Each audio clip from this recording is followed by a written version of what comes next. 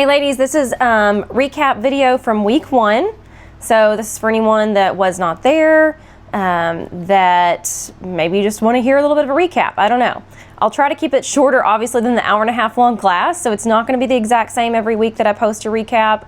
I'll just be kind of reading over the materials with you. I will stop and pause and have some comments like I do in class, but it won't be the exact same. And of course, we won't be doing any of the exercises in our recap videos. But quite a few of you who couldn't make it have asked for a recap. So here it is. Let's talk about it. So first thing that I did address was the size of the class, and I do want to address this again and remind you that we have now offered the class on Tuesdays and Wednesdays. Wednesdays is the only day with childcare, 6:30 both days, still at Church on the Rock. Tuesday nights we will be in the prayer room, but I'm going to message everybody that signed up for Tuesdays to let you know where that is. It's very easy to get to, but if you go down the hallway past the coffee bar like you're going to the room we were in on Wednesday, just keep going all the way to the end, and there's some double doors you'll go through. I might have it propped open, but it's the very last room, literally the last room on your left in that hallway before you exit the building. But I'll be standing out there, or have Teresa standing out there to greet you so that you know where to go the first couple Tuesdays. Because it will be a more small, intimate group on Tuesday nights. We're going to be in a smaller classroom, and they use our big classroom on Tuesdays for something else. So it's going to be awesome no matter. Back to the recap. To remind you that Wednesdays is a larger group than Tuesdays. It is still a safe space, and it is still a space that you can share or not. I will never force you to share. We never will have like this awkward time where I've set aside all this class time for sharing, and if nobody has anything to say, then we just stare at each other in awkwardness. I always have backup plans, and in such sensitive situations, you know, not always is sharing something that we need. Sometimes we just need to sit and listen. But I do hope that you utilize this group, the Facebook group. You can make posts on here and support each other, ask for support. That's what the group is for. So I did, want to remind everyone that not only is it a safe space, but it is a space where we don't come outside of this class and talk about it with anybody. So, whatever you do hear when someone shares, please keep it to yourself, and just know that that's the way that we operate. I did share a little bit about myself in the first class, and I'll continue to share things about my own story over the next 12 weeks, but I do come from an abusive background. I had an alcoholic, drug-addicted mother. First alcoholism, which turned to men, which then turned to drug addiction, which just turned to her always choosing men. And what that did inside of me was a whole lot of wounds, a lot of mother wounds, a lot of abandonment wounds, a lot of inner self-talk, telling myself I'm not good enough. Things that I didn't know I believed about myself until later on, when I realized that the decisions I had made in my life and in my relationships were because of those wounds. And in healing those, I cannot tell you the freedom of the true love. I'm 35 years old now, and I truly love myself. And I could never say that. I couldn't say that for most of my life. And I want you to get to this place too if you're not here. And I want everyone to feel this way about themselves, the way that I feel, because it is phenomenal. It's the way that God created us to feel. It's how He sees us. And I used to beat myself up over all the things, all the little things that I did do, did say, didn't say. I overthought everything. I would get anxious for things. I would push people away, but also pull them in, but also push them away, and also keep them at a distance. And it was just a hot mess. I was quite a mess for a long time, which is what got me into advocacy work, is how I started this. I was in an abusive marriage for 8 years. It was my second marriage. My first marriage was actually a spiritually abusive marriage. I didn't even know what that was until much, much later in my life. And got divorced from that, and I was primed for the picking for a narcissistic personality type. And we will cover that too. My ex-husband, who was abusive in my 8-year marriage, he actually has narcissistic personality disorder, which is a little bit different than just a narcissistic personality type, but we will talk about those similarities and differences later on.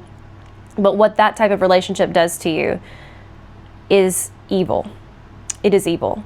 The way that it erodes and deteriorates everything about you, and what little bit of identity you did have or thought you had, it disappears. And it takes years to get that back. It takes a lot of conscious effort to get that back. And it creates these pits inside of us where the enemy comes in and he sits and he festers. And it's insane how it affects us. It's wild to see all the women that I see in counseling and in recovery and trying to get out of those relationships, and the similarities.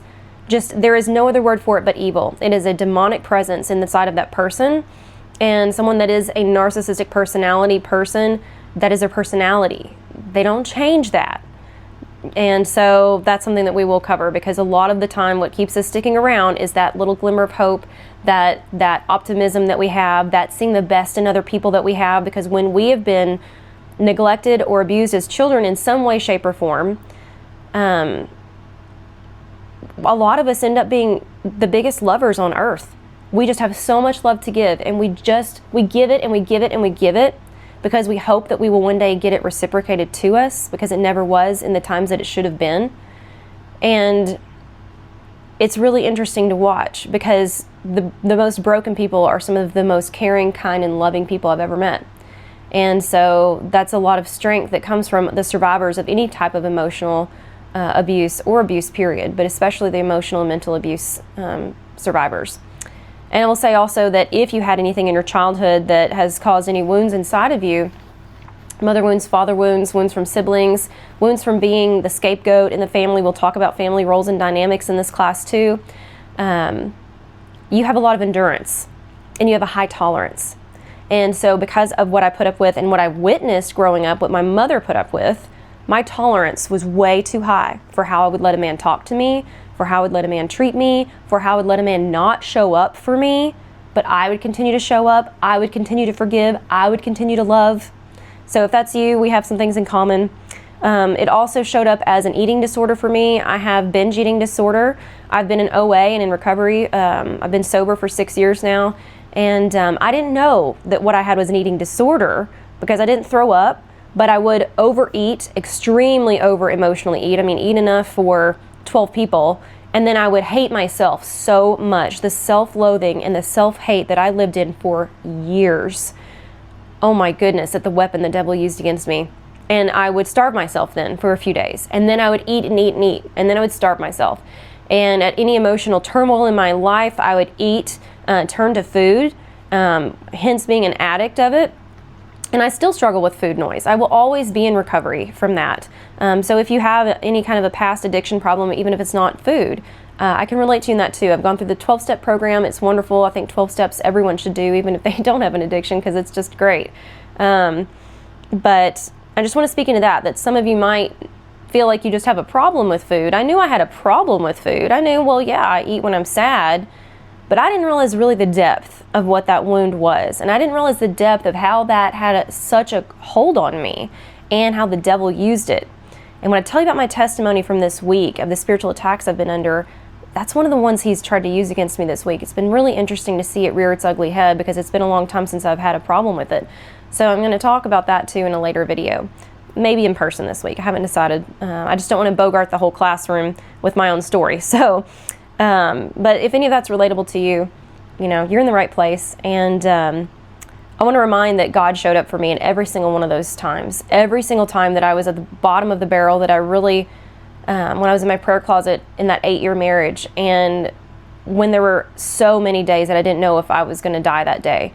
I had had a gun pulled on me and pointed in my face so many times. And he might not have hit me at the beginning, and for a long, long time he wasn't physically violent. For a very long time he wasn't physically violent.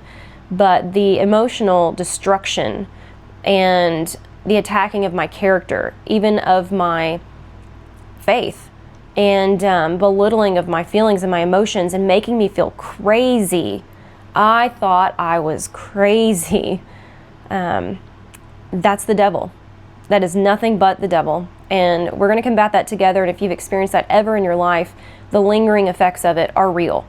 And your feelings are valid. And things that you've gone through are valid. And the things that you struggle with now are valid. And I did cover this too last week. I talked a lot about the fact that we'll blame ourselves and feel like we're the bad guys now because of how we've reacted at points in our life, or even how we might not trust people now, or how we push people away, or maybe we have struggles with anger. I was so angry. Y'all, I went to inpatient therapy for anger issues. I was so angry and I didn't know why. I thought I had forgiven my mom. I thought I had gotten past my childhood situations, but there is so much deep-seated anger. And in that anger, there's a lot to find out about ourselves and a lot to find out about what we're still giving over to the devil. So that was supposed to be my short intro. But I want to say God did show up for me in everything. And I had one good parent. My dad didn't get custody of me until much later in life. A lot of damage was done before he could get custody of me. My mom had the money. My mom knew the lawyers. She was a court reporter. She knew the judges. It was a whole thing. And God was still there for me. And he still sent me one good parent. So if you have a spouse that is similar to like my mom, and you worry for your children, I will say that children having one healthy, good foundational home to go to is better than living in one broken home with two parents. I will always stand on that belief. I am a testimony to that happening. I have seen it over and over again in the women that I counsel and that I've advocated for. A lot of them stay for the children. And a lot of times I do have to say that what your child is witnessing and what your child is being taught by your tolerance is not better than them having to have 2 Christmases and them having to have split summers. Those things are easier to overcome, honestly, than the things that are being taught in an abusive marriage where you're staying and thinking that you're doing the good thing for the children. I will never encourage divorce. That's not necessarily what I'm doing, but I do discourage oppression. And I believe that when some abuse is 100% a reason for divorce biblically, and an abandonment of the marriage is also a reason. And when someone abuses you, they are abandoning the marriage covenant. Rather, it is verbal abuse, mental abuse, emotional abuse, financial abuse, spiritual abuse, or physical abuse, and sexual abuse is real. Spousal rape is also a thing that I didn't know about until much later when I started doing some healing of my own. And then I realized that I had been experiencing spousal rape for a long time. And I don't know why I'm bringing that up right now. I didn't really talk about that a lot last week, but it's on my heart for some reason. And I just want to mention that coercion, if you don't, then I don't know what I might go do. If you don't, then I don't know what I might go watch. That's coercion. And that is forcing you to have sexual contact against your own will. And by definition, that is rape. And so while in the Bible it does talk about, the marriage bed cannot be defiled. But if your spouse is abusing that is spiritual abuse. If they're using that scripture against you, after they've cheated on you multiple times, you don't know if it's safe to have intercourse with them. They're watching pornography. They're holding that over your head. They're going out to bars, all the things. Spousal rape is real, and we will cover that some more. And if you want to talk about that one-on-one, I'm always here for that too, because I know it is a very sensitive subject. But to move on, I just wanted to remind, my dad was sent as an angel for me, and he made me who I am because God knew what I was going to be walking through. And so you can be that one parent too for your kids. And all they need to see is just one good godly example. You can't drag a dead weight along with you and make them come up to your level. If you're not equally yoked and you're chasing after God and they are against God and against you, you might need to step out and do your own thing. So don't know really where that encouragement came from, but it just did. So this is a 12-week course. Last week was the first week. And I just wanted to let you know that I won't just always be talky, even though I'm long-winded. And a lot of the courses are structured like that, but we will be doing some group exercises. And on Wednesdays, we do have a larger group, so it will be a little different and a little more challenging, but I'm going to make it work because it's really important to do some physical things to help connect our mind-body in the middle of taking in all this deep stuff and doing all this deep diving. So I will remind you that it's not just going to be sitting here and just droning out. So if you're having a day where your mind's feeling a little heavy and you're like, I don't know if I can go to that class tonight because I just don't know if I have it in me, I really encourage you to still come. Don't let the devil derail you on this. Every single class is really powerful. And along with that, I want to remind that every single class does also stand alone. So if you miss a week, when you come the next week, you're not going to be just left in the dark or left in the lurch, aside from the fact that I'm going to post these recaps, which it's getting kind of long. I'm trying to shorten it. So we have 12 weeks, so we have until the end of April together. And I don't know what's past that. God's really moving in me that there's obviously such a need for this. 70 ladies signed up for this class, and then 10 extra showed up that hadn't pre-signed up, which is not a problem. I'm very happy to have you. So 80 ladies just in this one semester needed this. And that's a big deal. I would love to do something continuous, and that's a developing idea I have. I'm praying about it. So stand with me in prayer on that, and I'll keep letting God guide us. So let's talk about what to expect in the class, all right? I'm going to read a little bit. I normally wouldn't do that in a video, but I want to read and not miss what we talked about. So in this class, we will deep dive. We will bring the things hidden in darkness to light, just like in Job, which is my favorite book, and which Pastor John taught on Sunday. I'll get back to that, but that was crazy and amazing. But just like it says in Job 12:22, he uncovers the deeps out of darkness and brings deep darkness to light. We're also going to learn to operate in the freedom that is given to us by the Spirit. Because in 2 Corinthians it says, "For the Lord is the Spirit, and wherever the Spirit of the Lord is, there is freedom."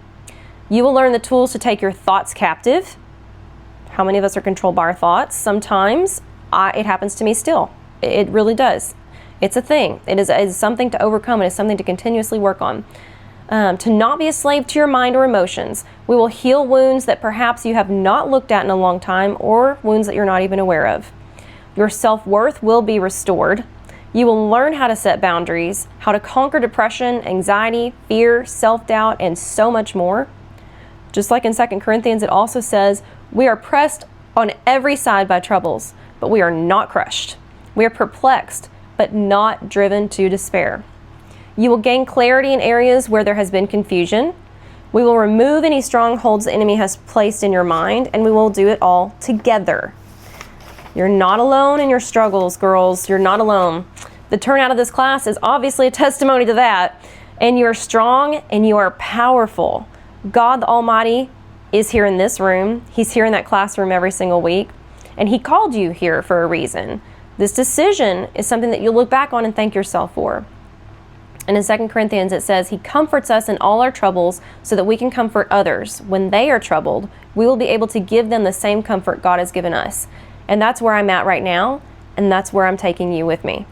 And I think that's really angering the enemy a lot, according to the attacks I've been under, attacks that I know some of you have been under because you've shared them with me. So that to me is like a beautiful confirmation. When I'm under attack, I smile because I'm like, yeah, okay. I'm doing right then. I made right choices. I took a step in the right direction. I'll take that persecution because I'll do it happily and I'll continue on. Doesn't mean I don't have my moments, but I live in the joy of the Lord and I have peace about it. Many times the problem is not the battle on the outside. It's the internal battle that needs to be won if we are to have victory. If we don't have personal faith, we'll never experience the real power of God that helps us to persevere or the victory of knowing what faith can do.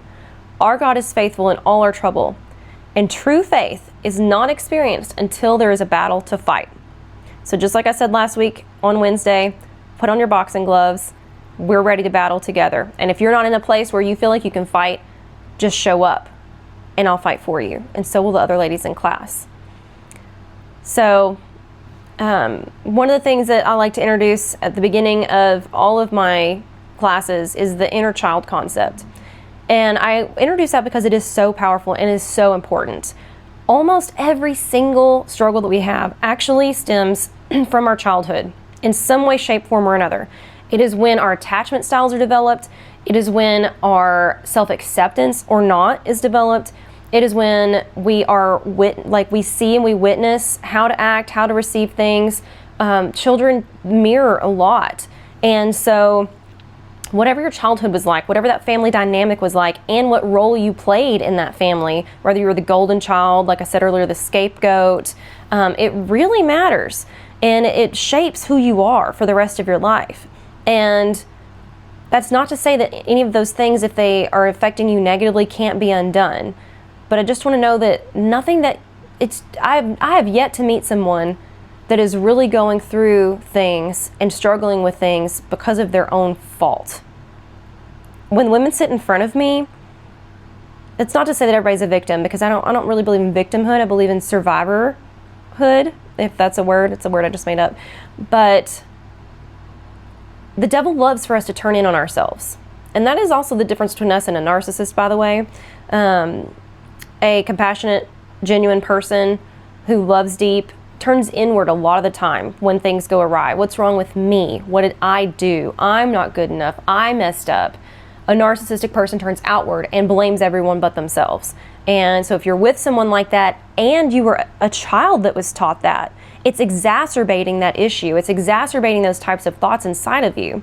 So that's why your childhood is so important to understand, and understand what you learned, why you developed the coping skills you did, why you developed the attachment style that you did, and how to handle that now, and how to love yourself through that, how to give yourself grace through that, but also what to heal from. I hope all that landed and made sense. So the inner child concept, let me just explain. Your inner child is the part of you that carries past pain, unmet needs, and emotions from your early years. God desires to restore and nurture this part of you. There may have been no one good for you there as a child, or people weren't there for you, they dismissed you, they invalidated you, they minimized your feelings, you wanted to tell them about something that happened to you, they didn't believe you. So maybe someone wasn't there for you, and that did a lot of damage. But you now can be that person for yourself, and we're going to do that work in this class. We will do inner child work, and it is powerful. And I didn't know about that concept. I didn't know anything about my inner child. I was like, well, I feel like I was never really a playful kid. I really wasn't allowed to be goofy. I never really was a kid. And for that reason, I had a hard time even relating to kids as an adult. I don't have kids in a lot of ways because of that. And, you know, the beautiful thing is to be a grown woman now and to do childish things. It really is. It's beautiful to let myself do that, to go to the park just to swing. You know, I get giddy about going to the movies. I love silly things, and I love to let myself be silly now because I never was allowed that when I was younger. And so if that resonates with you, you're in good company. So the inner child holds on to unresolved pain. The inner child refers to the part of us that still holds memories, emotions, and unmet needs from our early experiences. Emotional wounds and trauma often imprint on this inner child, leading to long-lasting feelings of hurt, abandonment, or neglect. You don't have to have had like a horrific childhood for this to be affected. You might have had two parents that just worked a lot, but you felt alone a lot. Maybe you were an only child. I grew up an only child. I have a little sister now, but she was born when I was 21. So maybe you learned to play by yourself, and you were a little more independent because of that. And because of that, you don't know how to ask anybody for help. And because of that, you feel like a burden if you ask for help or if you share your issues with anyone. Perhaps you don't trust anyone because those that were supposed to be there for you weren't there for you when you were growing up. It all stems from the childhood. It really does. And seeking validation. Big one. An unhealed inner child might continue to seek validation or approval from others, often repeating patterns of behavior that stem from past trauma. So what that is people-pleasing, self-abandonment, lack of boundaries. You know, like, I'm really stretched thin this week, but I don't want her to be mad at me if I say no to dinner, so I'm going to go to dinner even though I really should go home and go to bed earlier. You know, those kinds of things. And they add up. And the constant self-abandonment is like a trauma of our own, like someone abandoned us when we were young, and then we're not even showing up for ourselves. And the seeking validation is really interesting because it's like abusers of any type. It's like they can sense it. It's like they can smell that in us, that we want so badly to just be loved. Like in all of my classrooms, when I walk in and I see 60 or 70 women in that classroom on Wednesday, I see a bunch of little girls that just want to be loved. And so when you look in the mirror, I hope that you'll get to the point where you see that little girl and you start to love her the right ways, and you show up for her, and you put boundaries in place for her, and you don't talk bad to her, and so on and so forth. So if you don't know why you're attracting the same kinds of people, why you keep marrying the same kinds of men, why you keep having the same kinds of friendships, all those things, a lot of it comes from those inner child wounds and the seeking of validation and the patterns that we have chosen, because there is something inside of us deep. It's not really conscious usually, but we're recreating a relationship in which someone has the chance to be for us what someone never was for us. But because of our wounds, we're choosing people that aren't ever going to do that. And so we're repeating that cycle. And then we're repeating the hurt on ourselves, and we're repeating the trauma, and we're just piling hurt on hurt on hurt. So I want to go back all the way into the inner child, heal that, so that we can understand why all these other things are coming along with it. So acknowledging and nurturing the inner child is a vital part of the healing process. This involves offering the compassion, care, and unconditional love that may have been missing in earlier years. It also means recognizing that God's love and healing power extend to every wounded part of us. So, let's just go over what the class is about. That's really what I did on Wednesday, is just, the class is called Healing from Hurts, Traumas, and Toxic Relationships. So what are those things, right? I mean, many of you probably don't identify with abuse. You might just identify with hurts. And so I want to cover what those are. All these things, they can come from a parent, a sibling, a spouse, a work relationship, friendships. This is not just about dating and marriage. If you're in here, everybody's not looking at you and thinking your husband must beat you. That's not what this class is. And this is not a man-hating class either. So just a reminder on that. But let's go into the definitions of these things. So emotional wounds, which are hurts. The definition of that is emotional wounds are deep-seated hurts or pains that occur as a result of negative experiences. These may arise from events such as betrayal, loss, rejection, or abuse. Unlike physical wounds, emotional wounds affect our inner being and can leave lasting scars on our hearts and minds. So some key characteristics to know if you have some hurts. Invisible but impactful. Although they aren't visible, emotional wounds can influence our behavior, our decision-making, and our relationships. Just like all of the things I just described and why we choose the people we choose, and subconsciously trying to recreate that opportunity for love, but with someone that's so similar to the person that didn't love us before, so why are we expecting a different result? Long-lasting. They can persist for years if not acknowledged and healed. And I want to mention this too. They not only might last for years, but there can be years where they don't show up. And then boom, one day you have panic attacks. One day depression hits so hard and you really don't know why. Maybe you're not even in a part or a time in your life where you have anything to be sad about, but you can't just get there in your mind. You can't be happy. So unhealed wounds, they fester, and the devil sees them. He will use them against us, and he will throw them at us when we least expect it sometimes. And, we'll get into how trauma works, but also trauma and triggers, that sometimes you might have had something that you don't even remember, and then randomly something happens, and it just, a whole tirade of emotions hit you, and you just can't figure out, why did that tiny little thing make me feel that way? It's because it wasn't that tiny thing. That tiny thing reminded you of some things that are much, much deeper that were never addressed. And hurts are also linked to past experiences. So often these wounds stem from formative experiences during childhood or significant life events. So what is trauma? And how does it affect us? Trauma is any wound that deeply impacts the mind, emotions, or spirit. Unhealed trauma can lead to anxiety, depression, feeling stuck, and a loss of identity. God cares about your pain. And I do want to touch on the fact that, when you think about trauma, it doesn't have to be recurring. There are single incidents of trauma, there are recurring incidents of trauma, you could have multiple single unrelated incidents of trauma throughout your life, and they might be impacting you in different ways. Just a feeling of unsafe, like not being safe. For me, that was a huge thing for me to overcome.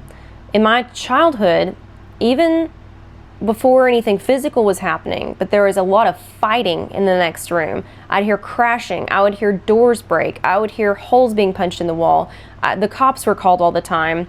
My mom yelling, the person yelling, so many things made me feel so unsafe as a child. And if you ever felt unsafe as a child, that is traumatic, because children, at the very base need that they need is safety. They need food and water, and they need safety. And children need to feel safe because you cannot fully develop, this is so much scientific research on this, you cannot fully develop the way that you're supposed to without a shelter of safety around you, without feeling safe. Because if you're always in survival mode as a child, the fight, flight, or freeze, or fawn responses kick in. And so your development is kind of hindered and stopped and put on pause, because your brain can't function in that aspect. It's up here and it's just trying to save you. So trauma is really just a time in your life where every alarm was going off. Your nervous system responds. It is a physiological response, and that's why we talk about trauma living in the body. It's a physiological response. And when all those alarms go off at one time, that's traumatic. That's trauma. And your body develops differently because of it. Your brain develops differently because of it. And so, sometimes when you're stuck in a cycle of anxiety or panic attacks, those alarms are going off without anything really being an immediate threat around you. But that's what that is. It's your nervous system reacting to a present threat, but from a past threat that lives inside the mind. So the definition is trauma is the response to an event or series of events that are overwhelmingly distressing or life-altering. It goes beyond a simple hurt. It can deeply disrupt a person's sense of safety, stability, and well-being. I didn't even realize that I typed that, and I was already talking about it. That's so funny. Key characteristics: acute versus chronic trauma. Okay, so trauma can be acute, which is resulting from a single event, such as an accident, or chronic, resulting from repeated exposure to distress, such as ongoing abuse. And I mentioned this on Wednesday, and I want to mention it again. Everyone responds different, even to the same types of trauma. So if you have a sibling and you grew up in the same house, and you have all these issues, but they seem not to, what's up with that? And maybe it makes you feel more broken and like something is really wrong with just you. But everybody responds differently. And I gave the example of Mel Robbins. She's great. If you've never listened to some of her podcasts, I hate that she's not Christian and she cusses sometimes, but she's got some great interviews where she's on other people's podcasts. And she talks about a story where her and her mom were in an SUV. She was a child. She's in the back seat. And it was an icy night. And on the radio, they were talking about black ice. And just about the time that the radio said black ice, her mom hit some black ice. The car, rolled many times on the snow because it was obviously snowing. And so Mel, where she was sitting in the car, she heard the crunch, crunch, crunch of the car like flipping onto that snow and that noise that it made. And she said that years later, she can't hardly walk to her mailbox in the snow because of that noise under her feet is very triggering for her. But her mom, who was in the exact same car accident, the snow doesn't bother her at all. But if she hears the word black ice, she has a massive panic attack. So that just goes to show you how we are built so differently and we all respond differently, even to the same traumatic event. So nothing is wrong with you if you have a different response than someone else that experienced what you experienced. Your feelings are valid and your experience is valid and your response to those things is valid. Don't let the enemy tell you otherwise. Okay? Psychological impact. Trauma may manifest as anxiety, depression, flashbacks, or hypervigilance. And then the spiritual implications. So for many, traumatic experiences may also shake their spiritual foundations, leading to question worth and purpose. Because we get into that self-hate cycle of, why am I not healed from this? Why is this bothering me so much but not bothering them so much? When I look back at it, that wasn't even that big of a thing that happened to me. Why can't I get past this? So my favorite saying is, do not should yourself. We do not should ourselves, because that is some unrealistic bar that nobody has actually told us exists. We've just made it up in our mind, or we've let the enemy make it up for us that I should be here. No, nobody said that. You should be exactly where you are. And as long as you are trying to do the work, you are leaning into God, and you are facilitating some healing for yourself, that's where you should be. That's where you should be. Okay? Toxic relationships. So what are those? Let's define it. Toxic relationships are those that are emotionally, mentally, or sometimes physically damaging. In these relationships, one or both parties may engage in harmful behaviors such as manipulation, control, criticism, and neglect, which undermines one's well-being. I want to pause and re-talk about the fact that I said one or both parties may engage in these behaviors. Like I said earlier, reactive abuse. Reactive abuse is something that at some point, almost everybody that's been abused finally has had enough. You finally fight back. Maybe freeze was always your response, or fawning was always your response, where you chase after the person and you just try to do anything to make it better, and you do anything to keep the peace, and you self-abandon, and your boundaries just wither away, and you do anything to bend over backwards just to keep them happy. You walk on the eggshells. But one day you just can't do it anymore, and you snap back and you stab back verbally. Maybe you've even pushed someone back. You know, reactive abuse is different than being the instigator, and it is different than being the one that lives in that cycle and starts that cycle and continues that cycle. Totally, totally different. So a lot of times in a toxic relationship, we act in ways and talk in ways that we are not proud of and that we are embarrassed about. And then guess who gets to use that? The devil. He turns that into shame and guilt. And shame and guilt are not from God. Ever. And so if you struggle with that, and if you feel like you blame yourself, if you blame yourself and you've experienced abuse, there is no behavior that really excuses abuse. There is not. In a healthy, normal relationship with a good person, everybody loses it a little bit. Maybe you had a really hard day at work, the kids are just screaming in your ear, he says something that just, golly, it just irritates you, and you snap, or you yell, or you cuss at him. Does that make it okay for him to haul off and punch you, to push you, to not talk to you for 2 weeks, to go watch porn as a punishment, to call you names in front of the kids, or at all? It doesn't even have to be in front of kids to be wrong. So just want to remind you, no excuses for abuse, period, end of story. And a healthy, normal person would say, oh my gosh, are you okay? This isn't like you, because they know you. And they won't use those things against you later on in a conversation or an argument and say, see, I knew that you were like this. You act like I'm the problem, but really you are. That's the devil. And when those thoughts come, combat them with the truth. No. And say all the things that you are. From Corinthians, where it talks about what love is. You know, I am patient, I am kind. And go through that for yourself, because that's the truth. If you are walking with Christ, your heart is not darkened like the person that's actually instigating the ugliness. So I just want to point that out. I wanted to remind you all, because a lot of times people like us, because like I said, we turn inwards, we blame ourselves first, and then it'll become a runaway train. And that's what keeps you there too. And because you're going a little bit crazy trying to make this other person happy, but you can never seem to make them happy, and therefore you must be the problem. And especially when something happens or you finally get a little fed up and you do snap in the ways that they do, then they get to point out to you that you're the problem. And it just solidifies that in your mind, and that's not true. So, key characteristics of a toxic relationship looks like erosion of boundaries. Toxic relationships often blur or violate healthy personal boundaries. Boundaries is something that we are really going to work on together, because a lot of women, even that haven't been in abusive situations or even toxic relationships, we just struggle with boundaries. And I can't wait to work on that with you guys, because it's going to be life-changing when you can walk in that. And I will say that a lot of times when we go to draw those boundaries, especially even with the bad people that deserve a boundary, we feel mean. We have this good girl syndrome. As Christian women, you know, we're taught to be subservient and all of the things and give so much grace. But unconditional love does not mean unconditional tolerance. And God hates oppression.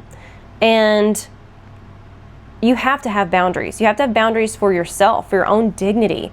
You have to have boundaries so that someone knows like how far they can go with you.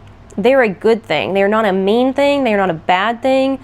Boundaries show someone how to love us, and they give them a chance to show up for us. So when you draw a boundary and say, this is what I'm okay with, this is not, that person can choose to step up and show up for you in the way that you just asked. Or they can be selfish and they can say, well, I'm not going to do that. And this is who I am, take it or leave it. And, you know, that's just not how it should work. So it shows you a lot about someone else's character when you draw those boundaries. So I can't wait to teach you how to do that for yourself. Negative communication is also a key characteristic of a toxic relationship. They are marked by persistent patterns of criticism, judgment, or even abuse that can make one feel diminished or unworthy. So negative communication, think about that. And name calling, never okay, never okay. Mocking, like that's not okay. In marriage counseling, I'm a Gottman certified marriage counselor. We have the 4 horsemen of the apocalypse. And stonewalling, contempt, which is mocking, and Name calling is one. And then, of course, there's just flat out abuse. So either way, the 4 horsemen of the apocalypse are a big deal, and they usually always exist in a toxic relationship. Or even someone just undermining everything you do, like those little underhanded comments. Well, of course I couldn't trust you to do that right. Of course you did this that way. Of course you said that. You know, that's not okay. That's verbally undermining you. It's diminishing of who you are and your character, and it's not lifting you up. It's not building you up, and your partner's supposed to do that. And I realize I'm talking a lot about relationship kind of situations. I don't know why I'm doing that, but this can be in anything. This could be your boss. This could be a sibling. It could be a friend. You know, not having boundaries in friendships is a huge thing too for women. We really do struggle with that. So please don't think that this is all about marriage class or relationship class, because it's not. And then the key characteristic of a toxic relationship also is the cycle of hurt. Cycle. A lot of times when women come to me and they're like, I don't know if this is abuse or not. I don't know what's going on here. I'm confused. What I listen for is a pattern or a cycle. Okay? Something that is cyclic, that is recurring, that you have little breaks between, but then it always comes back around. That is a telltale red flag. The ongoing negative dynamics can reinforce a cycle of pain, making it hard for individuals to see their own value or to establish healthy relationships in the future. And we'll talk about how that cycle keeps us so stuck, because it is crazy making. When you get to see that good part of someone, that's what you hold on to, and that's what you think is going to come back around, because it will, but it'll be farther and fewer between. And then we'll talk about breadcrumbing and how that works. So if it's cyclic, then that is also a telltale sign that it's toxic. If it's a one-off, if they actually are experiencing, they just got fired and like that day they blew up, that's way different than if every 6 months you can almost put it, you can almost put it by your watch. Okay, well, something's about to hit the fan. They're going to find some fault in things that are happening, or some things that I'm doing all of a sudden, because it's about that time. They can only wear the good mask for so long, especially if we're talking about narcissists, and then it slips. And you get to see the real them. And then eventually the real them is the majority of the time, and the mask is more rare. So the impact on mental health and self-worth through all of this is anxiety and depression. The stress from emotional wounds, trauma, and toxic relationships can lead to anxiety, depression, and even post-traumatic stress disorder, so PTSD or complex PTSD, CPTSD. It leads to emotional dysregulation. So unresolved pain may cause difficulty in managing emotions, leading to mood swings, irritability, or emotional numbness. So like I talked about, you and your reactions that you're not proud of, thoughts that you're not proud of, actions that you're not proud of, things that you've said that you're not proud of, the emotional dysregulation that comes from these kinds of things, from unresolved hurts, unresolved trauma, from being in a toxic relationship and the damage that it's done if you're not still in that relationship, leads to emotional dysregulation. You don't know how to regulate yourself anymore because you spent so long, either in your childhood or in a relationship or in a friendship even, judging how you can be based off of that person. So the walking on eggshells. And so when we're alone, or we're actually faced with like a healthy interaction with someone, sometimes we don't even really know how we feel. I got to that point. Like I went to a place called Onsite, and it's in Tennessee, and it's like a 5-day, super intense, like 10 hours a day in a very small group, trauma healing. And every time we came in that room, from lunch break or in the mornings, whenever, we had to go stand in a corner and stand with whatever emotion it was we were feeling that day. And I had not realized how little in my life I actually paid attention to how I felt. Not that we should be led by our emotions, but if there is like a constant emotion of anger, which was mine, I was always frustrated at something, and I didn't really realize that until something made me consciously look at myself. So it was because I didn't know how to regulate my own emotions. We're taught that as children. We're taught that in our very young adolescent. I mean, literally from 2 to 5 years old, you learn emotional regulation, and you mirror it off of your parents as well. So if there was not a stable emotional person, if they were unstable or they just weren't there, or there was conflict between them, they were too consumed with their own things and their own issues, you didn't really get to learn how to emotionally regulate yourself. And so you learned how to base your emotions off of everybody else. And that also gets exacerbated in toxic relationships. So that's definitely a telltale sign of these things impacting you. And emotional numbness is also one. It's a protective mechanism from our brain, from our nervous system, to just shut it off. To maybe you haven't cried in a really long time, or you just are known that you're tough, you don't cry. And I will say that that is not necessarily a good thing. Crying is a physiological response. It actually resets chemistries in our brain. It's really important to cry.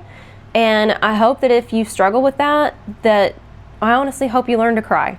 And that sounds funny, but it's true, because it is actually really good for you. And now if you cry too much, that's another thing. It's dysregulated as well. So that is not a bad thing either. That's just something that we can work on and show you why.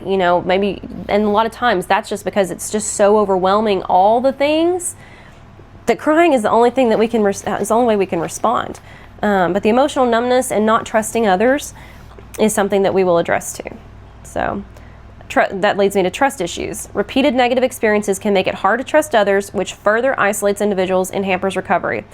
Isolation. Oh, I touched on this on Wednesday, and I'm trying to wrap this up. I'm trying to get this in under an hour. I want it to be done in 30 minutes, but I'm just too long-winded. So if you're still with me, awesome job for listening to all this. But trust issues. Trust issues stem from many things, but mainly, I cannot express to you how much of a tool from the devil that is. We are supposed to guard our hearts, and we are supposed to guard our minds. But when we overguard it, and when the wall is up 24/7 and for everyone, God tries to send people. And while he can do anything, it is still up to us to let them through. And you're blocking blessings. You're going to block beautiful relationships where not only someone could speak something into you that you need, but you could have done something and spoken into someone that God wanted you to do. So it's another thing that the devil uses to keep us from our purpose. Imagine if I never stopped isolating, which I used to have a huge problem with that. Imagine if I never stopped isolating, I wouldn't have been an advocacy representative. I wouldn't have become a counselor. I wouldn't be leading this class. So that's the kind of barriers that it can break down when you allow yourself to trust.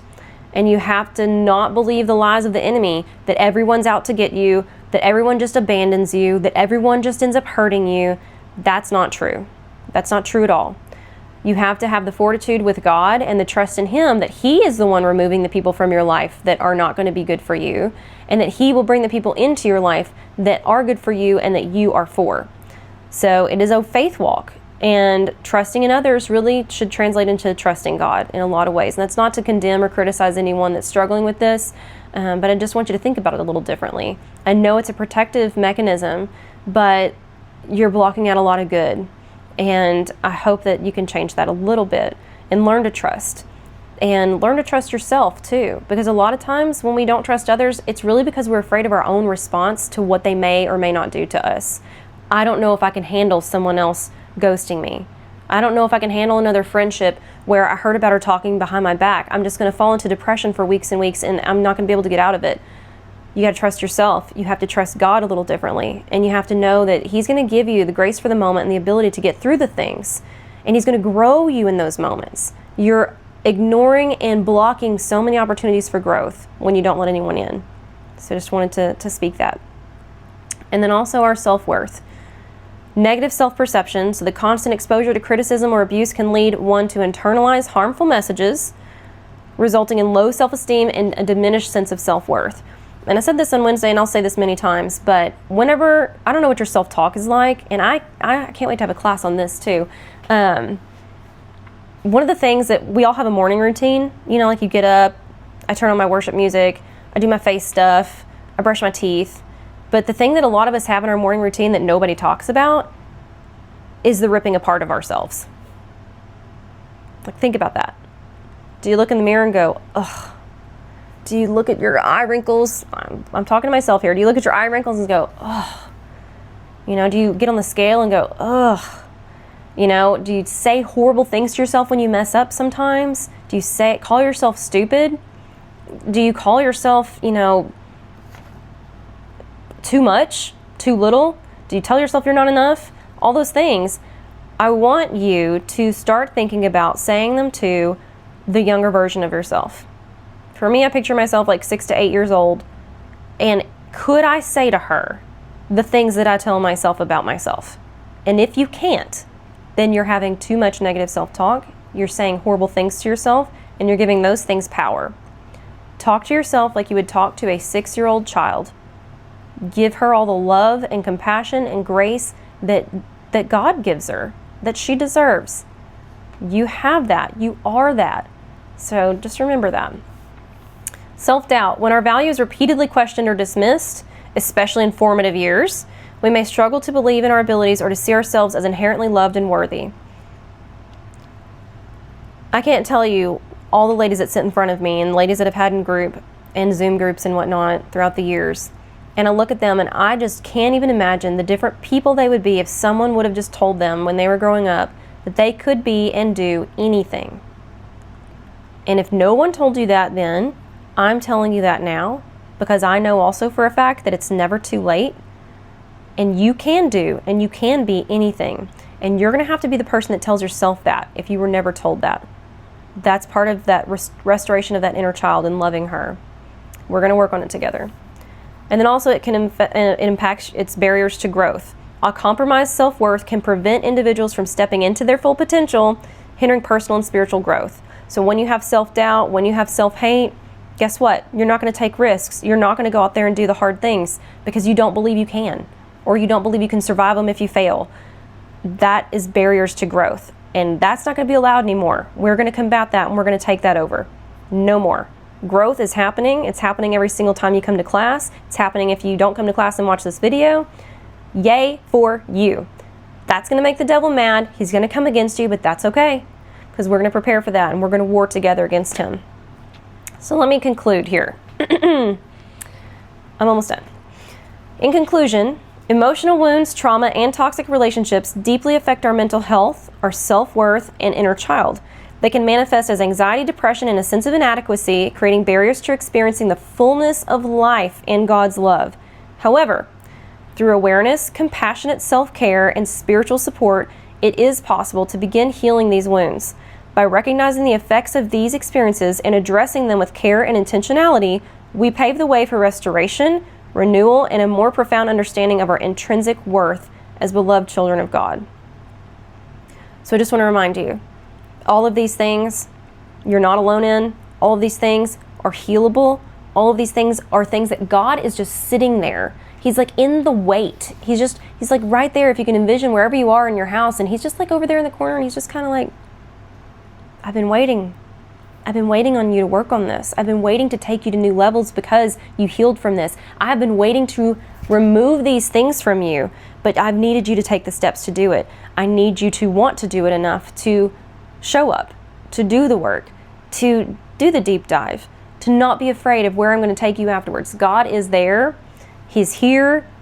And man, does he want to heal you, because that is when he can use you to your fullest potential. And that's when you get to feel life, like feel it, really live it. There was a time when I was on antidepressants and anti-anxiety meds, and I never thought I would be off of those things. I never, ever, ever thought I could wake up on my own in a good mood at all. I mean, I'd have good days, but I was like, that's just impossible. I don't even have caffeine in my diet right now. I don't do anything for a pick-me-up. It's just me and God. And while God can do some miraculous things, even if we don't do the work, I think a lot of the times he really wants to see that we want it bad enough, and then he multiplies it and he amplifies it. So good job for coming to these classes. I can't wait to see you on Tuesday or Wednesday, whichever it is. It's going to be great. And, you know, thank you for sticking it out. I'm going to finish up under the 1 hour mark. Look at me go. And if you need anything, I'm here. God called me to do this. I do counseling for free because God called me to do it. I do these classes because God called me to do it. And if I want anything else in my life, I don't want anything but to be obedient to God, because I know that when I walk towards him and I walk in the direction he's pointing me, I have the biggest impact. And that's all I want, is to change even just one person's life for the better. That's all I've said since I was very, very little. When people would ask me what I wanted to do for a living, I just said, I just want to change one person's life for the better. And God has developed me and taken me down some crazy roads. I've taken myself down some crazy roads, and God has come and plucked me out and helped get me back on the right track many, many times. And all through faith and not being afraid of myself, and not being afraid of what I may uncover, and not being afraid of the healing. So I hope that you can join me in that.